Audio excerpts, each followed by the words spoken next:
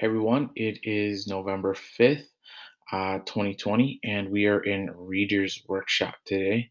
And our lesson for today is seeing your world differently. Let's go ahead and get started.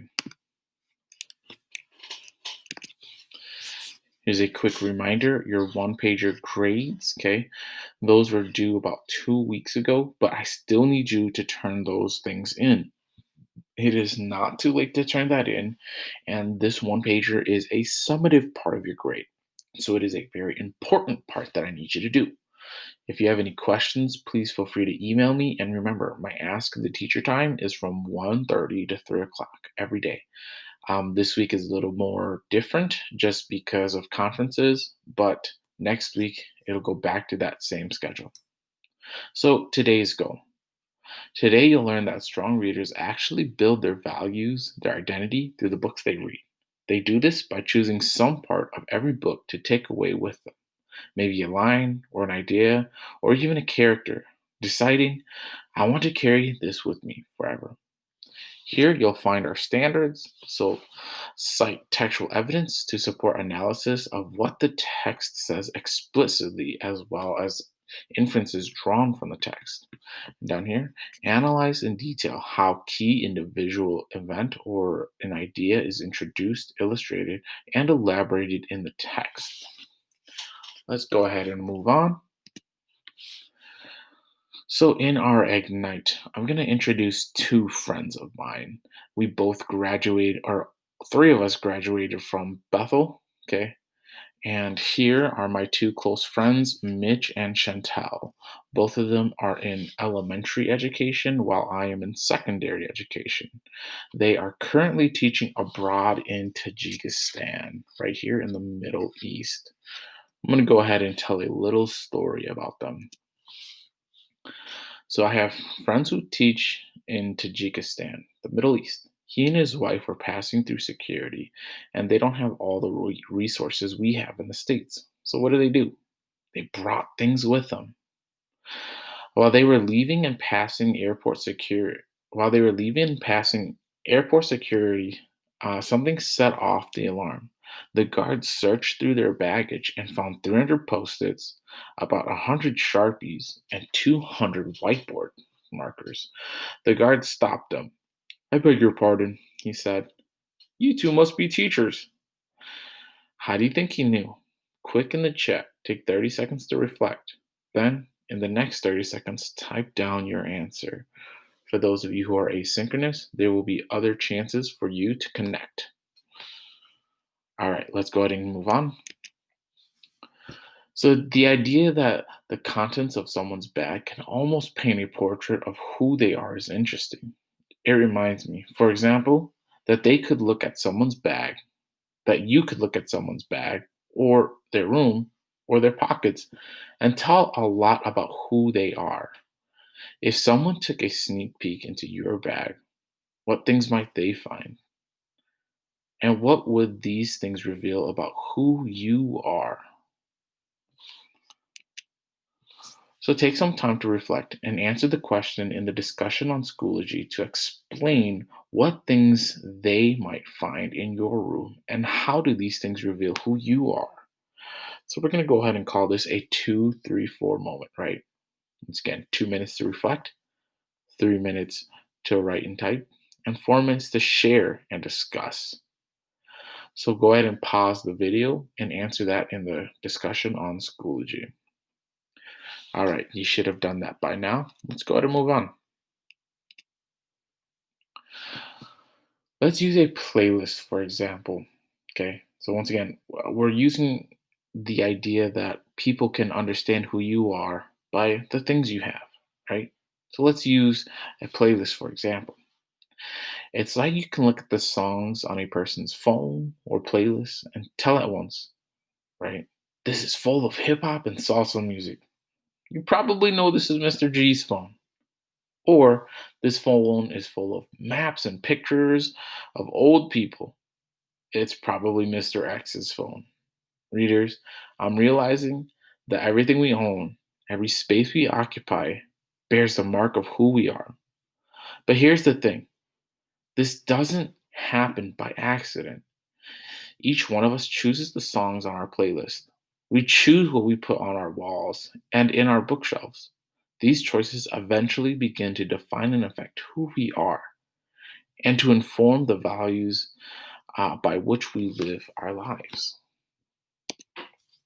So, in the same way, okay, that we choose songs, fashions, or and the physical things that help show us others who we are, we also choose big ideas from what we read, watch, and listen to. These are harder to see for others, but they are very important to how we see ourselves. So, once again, today you'll learn that strong readers actually build their values and their identities through the books they read.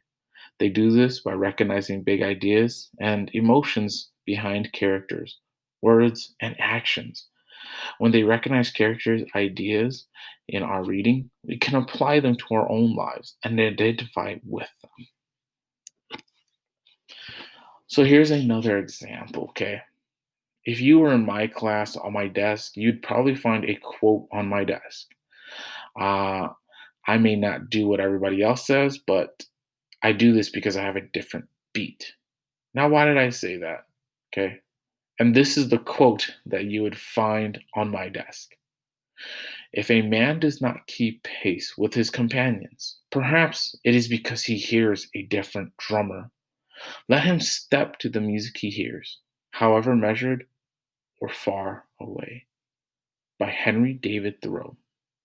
So Henry is a transcendentalist, right? A naturalist, a leading philosopher during his time in the 19th century. I love this quote because it reminds me that I don't have to be like everybody else. It is okay to be different. The only person I have to measure up to or beat is the person from yesterday. I don't have to compete with anyone other than myself. So this is why I love that quote, okay? Because I hear a different drummer and I walk to a different beat. So once again, it's the same with characters, right? When I was your age, I read Charlotte's Web and thought, wow, that's what it means to be a true friend. If you spend your whole life trying to make someone else's life better, that means you've been a true friend, right? A friend is there for always. Our friend is always there when a friend is in need. Okay. So I could say I carry Charlotte the Spider with me too. These are lines and characters from books that have guided me in my life. What do I do when my friends are in need? Right? I help them. I walk through life with them. So, we've told you a little of what our values, friends, and where we place our identity. Take some time to reflect and answer the question in the discussion on Schoology. What values or identities do you place yourself in? What would we find in your room that make you who you are? All right. So, as you recall, right, I had a quote of my friends. Okay. So, explain those values or identities that are important to you. Okay. What book, what quote, not just your room, but what are all the things around you? Maybe it's things your mom says, right? So, for this one, take some time. Okay. Let's take another 2, 3 moment and 2, 3, 4 moment. And for those of you who are asynchronous, please take some time to look through that all. All right. So we are once again we are nearing the end of this unit, and a lot of you have been taking charge of your reading. Remember, we have just started your second Just Right book. If you haven't found one yet, all right, remember you can contact me, Mr. G, or Miss Carrie. So we're going to create bookmarks to remind us of our reading. However, these bookmarks, they're more like records that we will take with us as we carry on into new Just Right books. Let's scaffold and think back to the reading from Year of the Dog. We are going to design a bookmark from our mentor book. Let's dive into that part. So I found so let's dive into the part that I found and that I want to take away from the book as I carry on with being a teacher. I'm going to go ahead and read pages 105 and 106. Sorry, excuse me.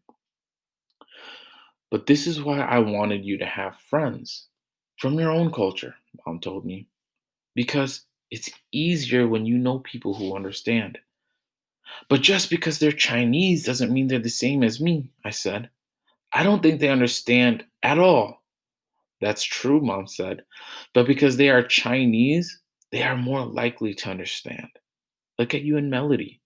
Don't you think she understands? I nodded, but I wasn't convinced. It's not fair. To Americans, I'm too Chinese. And to Chinese people, I'm too American. So which one am I supposed to be? Neither and both, Mom told me. You don't have to be more one than the other. You're American Chinese. So it feels like Mom isn't just giving advice to Grace, but it feels like she's giving advice to all of us. This line is forever etched into my bookmark.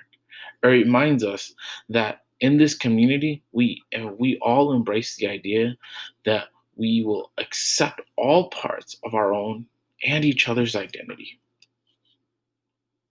So on this side, you see that I created a little bookmark, right? Books that make us live differently. Year of the Dog by Graceland.